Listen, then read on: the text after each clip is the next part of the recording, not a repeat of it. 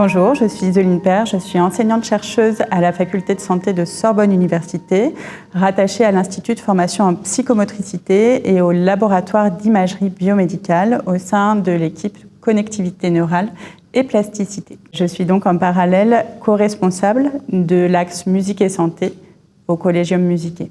Au niveau de mon parcours, j'ai d'abord fait des études de biologie en parallèle d'un cursus conservatoire en musique et du fait d'une incapacité à choisir entre ces deux domaines qui me plaisaient depuis toujours, j'ai continué vers des études donc en master santé à la Sorbonne et en master en musicothérapie au sein de Paris Cité.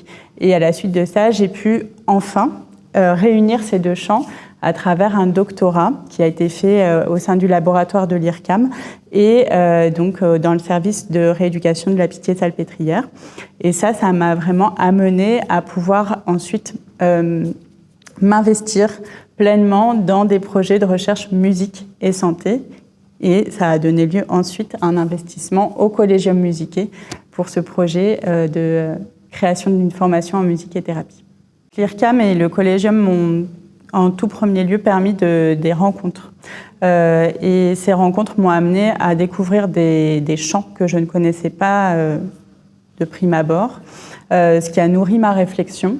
Le Collegium Musicé comme l'IRCAM ont eu confiance en moi, ce qui m'a donc donné confiance et ça m'a permis donc d'approfondir certaines ébauches d'idées que je pouvais avoir et de les explorer et de porter justement certains projets.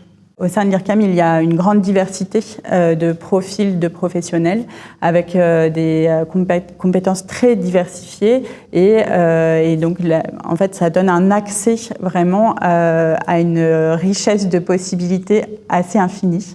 Et c'est ce qui m'a permis justement d'aller loin dans certains projets parce que tous les obstacles qui sont liés à des limitations individuelles étaient surmontés du fait de cette variété de profils de professionnels. Moi, de manière plus large, en fait, l'apprentissage principal que j'ai pu avoir, c'est la nécessité de vraiment s'affranchir de son champ lexical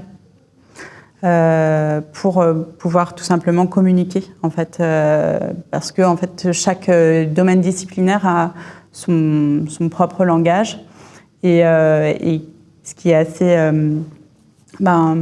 intéressant, c'est que justement la musique peut, elle, parler quand même de manière un petit peu plus universelle que les mots de chaque langue. Et c'est l'objectif de l'interdisciplinarité. Donc la musique en soi consacre, symbolise cet affranchissement des limitations de vocabulaire et permet de mieux se comprendre.